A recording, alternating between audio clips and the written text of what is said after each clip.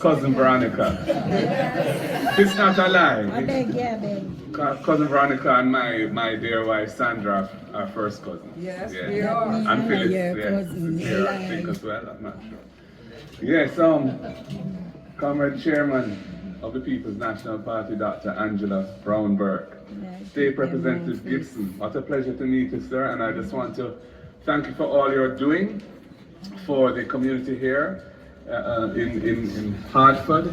And you know, I know that you played an instrumental role in bringing to actualization the vision of Andrew about the direct flight coming from your international airport here straight to Montego Bay. And of course, connectivity is vital and brings other benefits and other opportunities. So, enough respect, as we say in Jamaica, sir, and thank you very much for what you're doing and keep up the very good work. Ladies and gentlemen, comrades all, and of course my sweet Labourite friend. Who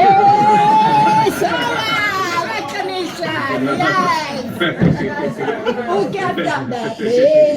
When they go low, we go high. First of all, I want to thank the organizers of this visit to Hartford today. And you know, it's been an opportunity to come back to a city which I have been to before, but never in an official capacity. I have been here on family business before. So this is my first visit to Jamaica House and the home of the Jamaica Progressive League. And as has been said, the Jamaica Progressive League was a vital, formative institution in the history of modern Jamaica, which gave rise really to the movement towards independence, really, and it's out of that organization that the People's National Party emerged as the political instrument to seek self-government and then independence. And of course, along the way, universal adult suffrage, which came into being in Jamaica in 1944. So, you know, these are hallowed halls, and you know, the Jamaica Progressive League has a very distinguished and long history, and it's important that an institution such as this one be afforded the opportunity to continue to exist. And I know it's not easy to maintain institutions from generation to generation. Sometimes the younger generation has other interests and so on, but it's very important that we try and find ways of including them so that we can sustain its existence into the future because of its very important historical antecedents. I am here really in my capacity as president of the People's National Party, and you know, we are in an election year in Jamaica, constitutionally due, but no later than September this year. In the Jamaican constitutional system, we do not have fixed election dates. The date of the election is really the choice of the Prime Minister, who has the power to ask the Governor General to dissolve Parliament and call elections. So we do not know when exactly the elections will be, but we do know that the Constitution requires them to be held by September. And these are very important elections that we are facing because Jamaica is at somewhat of a crossroads. Many of you will be aware that we have spent the last 12 years or so really getting the country's public finances into good order. We had built up a serious debt problem over many years, partly as a result of the imbalances and unfairness in the world financial system. You know, countries coming out of colonialism didn't get any major reparations or benefits to enter independence, and we got into independence and were soon thereafter hit with the international oil crisis of the early 70s. And from then on, really, Jamaica has been somewhat struggling to maintain the momentum that we'd enjoyed before, because under the governments first of the Right Excellent Norman Washington Manley, which from 1955, and then followed through with Sir Alexander Bustamante's government into 72, and in the first year of the Michael Manley government, things were going along very well. Jamaica was growing at a rapid pace. I think in the 1950s we were in the top 3 countries in the world in terms of economic growth. So much so that Lee Kuan Yew visited Jamaica from Singapore to see how to do it. And you know, we know what has happened in Singapore since. But then we were hit very hard by the oil shock. I think the oil price went up, quadrupled virtually overnight, and it threw out Jamaica's balance of payments and put us into a very difficult situation, which we've taken a long time to recover from. So when we assumed government in 2012, at the beginning of 2012, the election was at the end of 2011, just before New Year's Eve, I think it was. And then we were facing a situation where the debt of the country was at really an astronomically high level, over 140% of GDP, which is, just a statistic, but it really means that you're struggling to pay your debt and you don't have any money to do anything else, really. And that had to be addressed because we couldn't develop as a nation without getting that under control. And the IMF was asked to assist with that.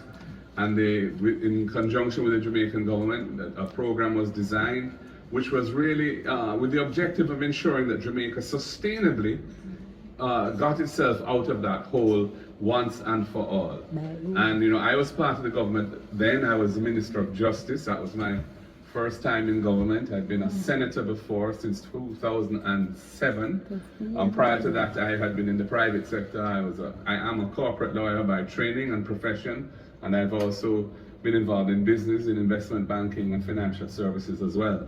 So I came into politics relatively late. I was in my mid-40s when I got involved in representational politics, or at least parliamentary politics.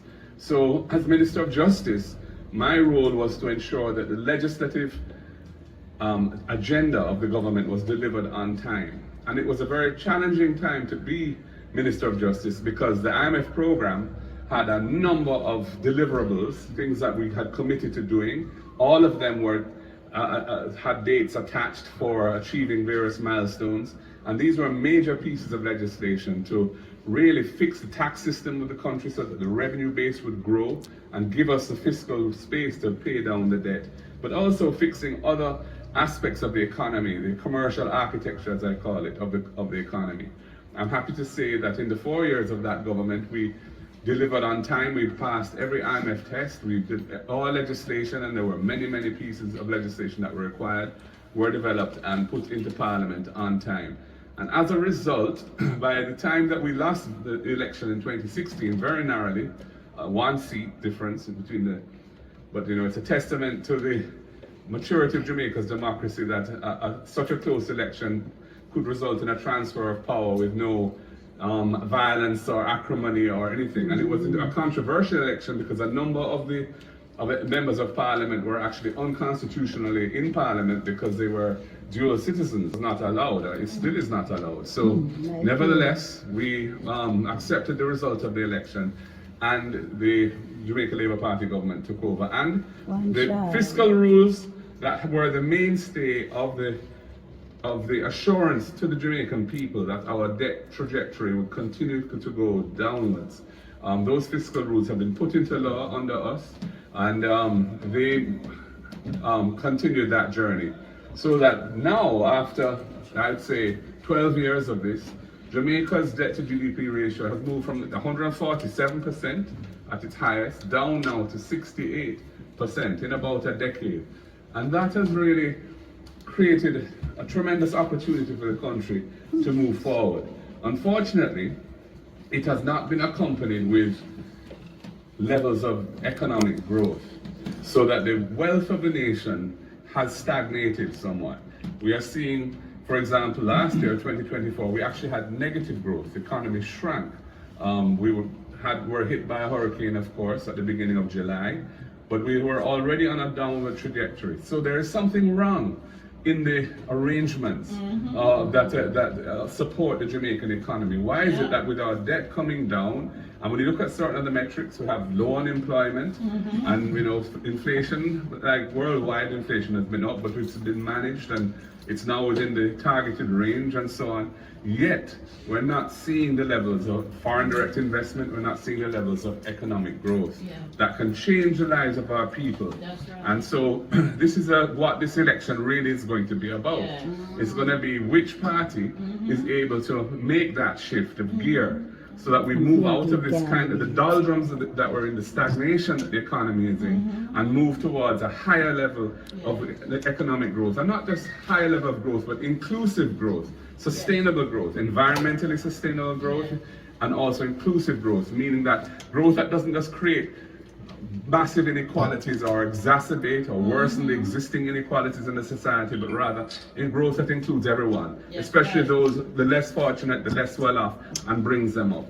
So we are, of course, committed to that task, and we believe that the key to it, there are a few key elements, but one philosophically important is that the human capital, the people of Jamaica, must be at the center of that effort. We have to invest in strengthening the competitiveness of our economy through investing in the talents and capacities of our people. And this means that the education system, which has some real problems, especially at the primary and pre-primary levels, we need to really set that right. And it's one of the aspirations and goals of the People's National Party that we will deliver Jamaica as having the best pre-primary and primary system of education in the region. We want, right now we're at a place where over 30%, 3 out of 10 of Jamaican primary school children who leave primary school at age 12 and go into secondary school can't read and write, can't do arithmetic. And of course they are going into a secondary school system which assumes that they have those basics in place, so there's no proper remedial program for them.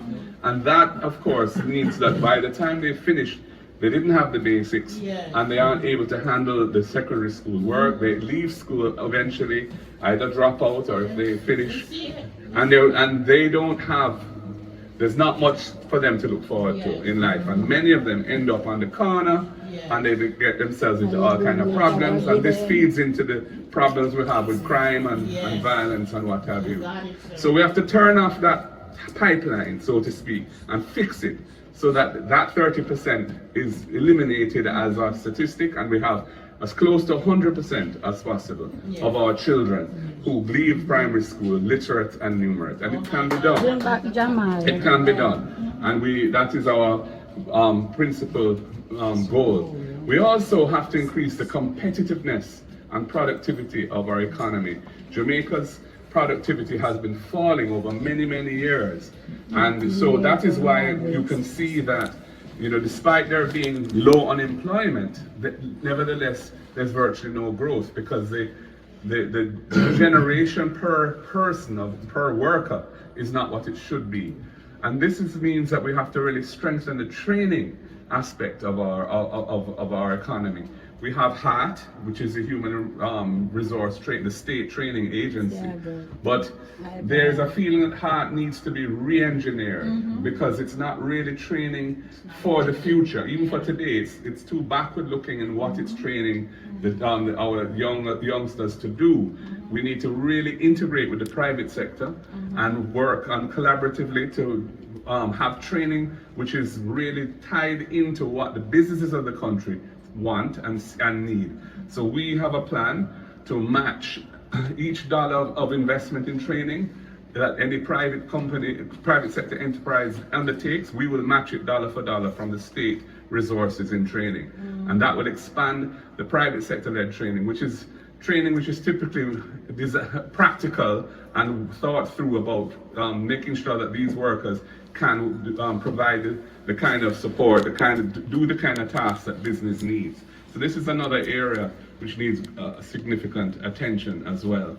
Agriculture is a vital industry for Jamaica, and it has been treated for far too long as a kind of poor cousin. It's not treated as sexy, you know. It's like, and the image of agriculture in Jamaica is one where a lot of young people don't want to get into farming because they don't, think of it as, you have to get dirty and, But the truth is that Jamaica has tremendous competitive advantages in agriculture. We are blessed with a soil and climate that makes things grow very well there, and the produce that we have in many areas is the best in the world. So we have wonderful coffee, wonderful cocoa, ginger, Sea Island My cotton, favorite. yeah, and so on. Scallion, Scotch bonnet pepper, thank you, and other, etc. And of course, the good old ganja, which is, increasingly being recognized around the world for its medicinal benefits as well. So we have great potential, but we just haven't got the necessary arrangements in. So we really need to support our farmers in a major way. We need to. Right now, it's very difficult for farmers to access loans. We have to. The PC banks are not really working as they should. They become. It's very bureaucratic and difficult to access a loan as a farmer. The requirements are beyond and above what many farmers are able to meet. So we really have to re-engineer that and ensure the flow of credit into the agricultural sector so that farmers have the working capital to do what they have to do. And we have to support them with investments in farm roads. The road network in Jamaica is in very poor condition at the moment. And farm roads are perhaps the worst of the worst. And so it's very challenging for farmers to even get their produce out or to get things in, fertilizer and so on. And we need to ensure that there's adequate storage and cold storage, because where there's surplus production, it shouldn't be allowed to spoil and it shouldn't have to be dumped on the market, which collapses the price and means that the farmers end up sustaining losses. So agriculture needs a great deal of attention, and we're very committed to it because, as the pandemic showed, food security is a real issue. You can't assume that the supply chains that you're accustomed to will always be available, because shipping can be dislocated, ports can be congested, you can find that you just can't access. War, geopolitical issues, the war in Ukraine pushed the price of wheat and other agricultural commodities much higher and became less affordable. So we need to ensure that Jamaica is able to produce much more of the food that we use. When we last were in government, in 2016, we were importing about, I think it's 800 million US worth of food from abroad. It's now more like $1.4 billion, So it's a great opportunity for Jamaica to displace some of those imports. Some of those things are not things we can grow, but many of them are things that we can grow. And people get permits, and the permitting system for the importation of items in Jamaica is not a transparent system. And it's a system which I believe there's been a fair amount of corruption in it over the years. So we need to fix that as well. So these are some of the things that we see as priorities. We are blessed as well by our geographical location. Jamaica is right on the shipping lanes for the big ships that come through the Panama Canal, which, as you know, is one of the main trade routes in the world.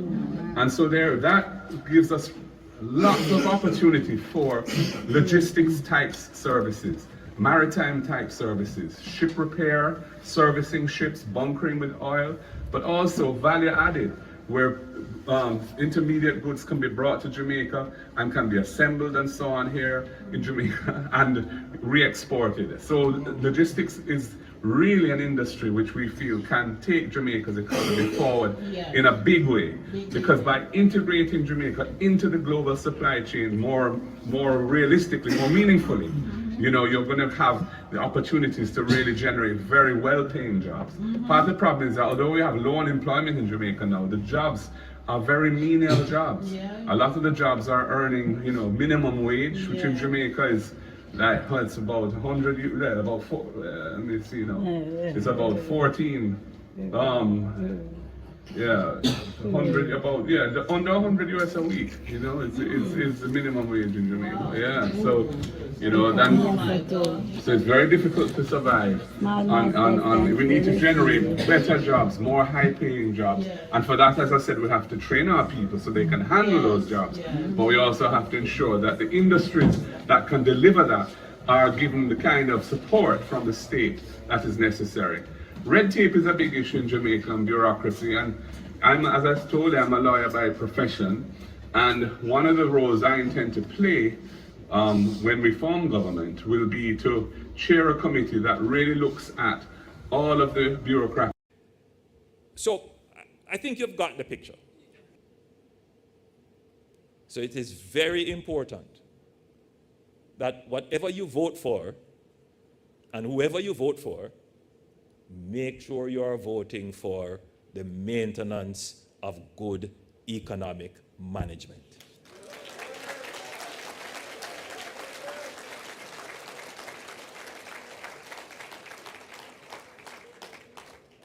whatever color you prefer, whatever household you grew up in, whoever is your favorite leader, whoever inspired you the most. All I say to you is this: vote for the best interest of Jamaica.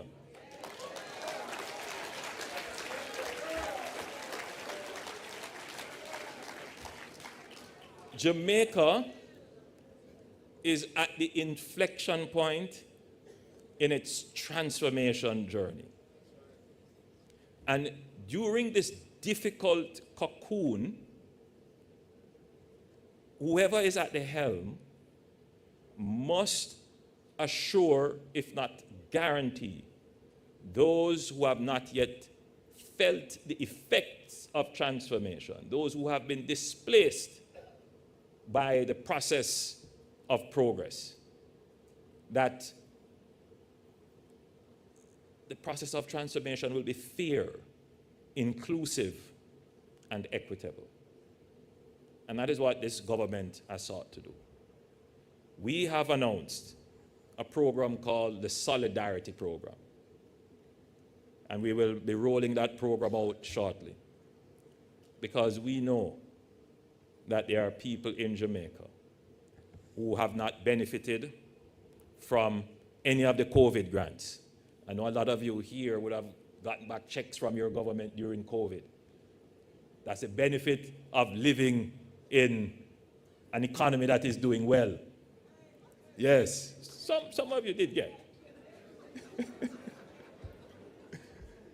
There are many Jamaicans who got back from the government. In fact, I make this point: not one Jamaican civil servant or public sector worker was laid off during COVID. Not one. And no salaries were cut during COVID for public sector workers. None. Point that is oftentimes overlooked, but it should and must be said. Good economic management do that. We know that there are Jamaicans who are not benefiting from the social pension. We introduced a social pension that if you are 75 years and older and you weren't a contributor to the National Insurance Fund, the social conscience is that you should not be out there suffering. So we give you a supplement to whatever income you may have. We know that there are Jamaicans who have not yet benefited from the new social housing program. We believe that there are about 6,000 households that are in the worst of the worst conditions. We have assisted persons who are living in motor vehicles, persons living in trees. We have built houses for them and transformed their lives. And we know that there are persons looking on and saying, I see all of this happening, what about me? Right? We know that there are many Jamaicans who have not benefited from the increase in the income tax threshold, which essentially gives, a tax-free portion, a higher tax-free portion of the income. We know that there are persons who have not benefited from the reverse tax credit that we have given, right? So we know that there are people looking on and saying, boy, I see this one get, I see that one get, I see this group getting, that sector getting, what about me? So I want to say that we have solidarity. We stand with you. And we're going to structure a program to make sure that we get to you too as well. Because the growth that we're trying to achieve is inclusive and equitable. So, as I close, I urge you to choose what is best for Jamaica. Choose Jamaica. God bless you, and thank you for your attention.